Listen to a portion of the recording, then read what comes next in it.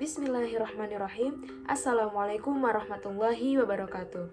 Halo teman-teman semuanya, perkenalkan nama saya Dinda Yahdini Safarina, mahasiswa Bahasa dan Sastra Arab UIN Syarif Hidayatullah Jakarta.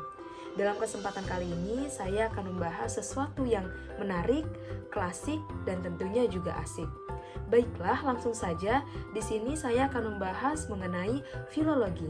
Filologi dalam Kamus Besar Bahasa Indonesia yaitu ilmu tentang bahasa, kebudayaan, pranata, serta sejarah suatu bangsa yang terdapat dalam bahan-bahan teks tertulis. Dalam buku Filologi Indonesia, Teori dan Metode karya Profesor Dr. Oman Faturrahman M.Hum dijelaskan bahwa filologi yaitu investigasi ilmiah atas teks-teks tertulis dengan menelusuri sumbernya, keabsahan teksnya, karakteristiknya, serta sejarah lahir dan penyebarannya. Jika kita berbicara mengenai filologi, pasti kita akan bertemu dengan yang namanya manuskrip. Apa itu manuskrip? Manuskrip adalah dokumen yang di dalamnya terdapat teks tulisan tangan dengan alas berbahan kertas. Kertas yang biasanya digunakan yaitu kertas Eropa. Ada juga yang berbahan lontar, yaitu kertas lokal yang berasal dari daun lontar. Atau ada juga yang beralaskan daluang, yaitu kertas lokal yang berasal dari daun sae. Dan kemudian ada juga yang beralaskan bambu. Manuskrip ini merupakan salah satu warisan budaya yang rentan akan kerusakan, sehingga perlu adanya tindakan untuk melestarikannya. Dengan kecanggihan teknologi pada saat ini, manuskrip-manuskrip tersebut didigitalisasikan, kemudian diterbitkan sehingga masyarakat mudah untuk mengaksesnya. Digitalisasi naskah ini merupakan salah satu upaya untuk melestarikan manuskrip. Mengapa manuskrip perlu dilestarikan? Karena manuskrip ini memiliki nilai pengetahuan dan nilai budaya yang tinggi. Dengan adanya pelestarian manuskrip ini bisa memperkuat budaya penelitian dengan dijadikannya manuskrip ini sebagai sumber. Tidak berhenti di sini. Dengan begitu, kita juga dapat memberitahu dunia bahwa Indonesia kaya akan naskah Nusantara yang melimpah. Ada beberapa situs yang menyediakan naskah-naskah digital yang bisa kita akses. Di antaranya yang pertama ada Dreamsea. Dreamsea adalah salah satu program yang melestarikan manuskrip Asia Tenggara yang terancam punah, yang didukung oleh Arcadia Foundation di Inggris dan dijalankan oleh Pusat Pengkajian Islam dan Masyarakat UIN Syarif Hidayatullah Jakarta dan Pusat Pengkajian Naskah Universitas Hamburg. Dari sini kita bisa mengetahui bentuk dan keadaan manuskrip tersebut.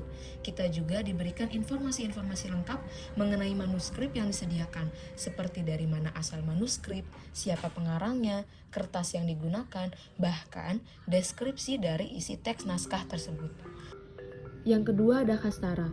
Hastara atau Hasanah Pustaka Nusantara adalah situs yang diluncurkan oleh Perpustakaan Nasional Republik Indonesia untuk menyediakan konten digital naskah Nusantara. Saat ini terdapat 13.638 koleksi dan 95.556 eksemplar dalam semua kategori yang disediakan oleh situs ini. Yang ketiga ada IAP The British Library.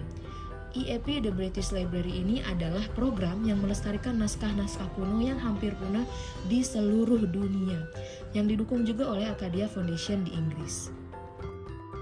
Nah teman-teman, bagi kalian yang ingin mengetahui tentang isi dari manuskrip, ada salah satu channel YouTube yang mengkaji terkait teks-teks naskah kuno Nusantara dari berbagai daerah di Indonesia, yaitu Ngariksa Channel.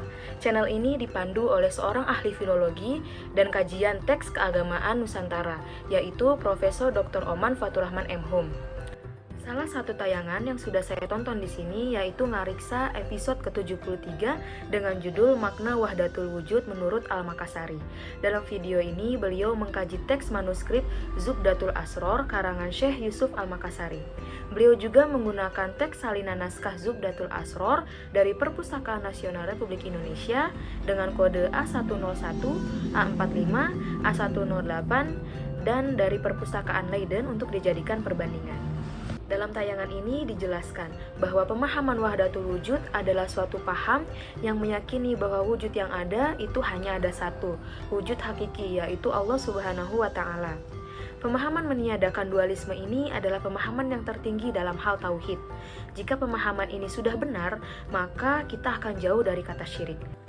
Dalam makom ini disebutkan bahwa Allah itu sangat dekat dengan kita.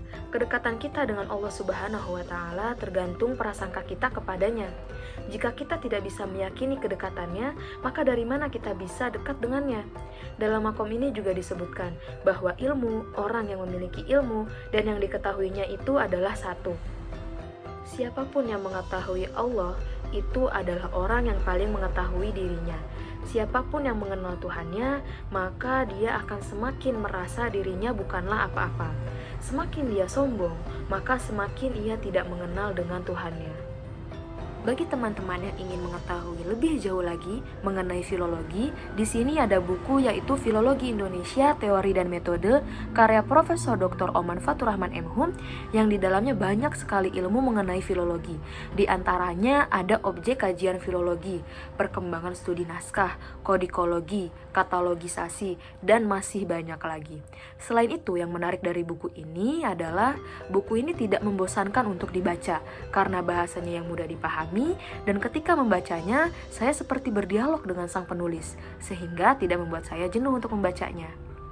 Nah teman-teman, sekian yang dapat saya sampaikan mengenai filologi. Semoga video ini bisa bermanfaat bagi siapapun yang ingin mengetahui tentang filologi.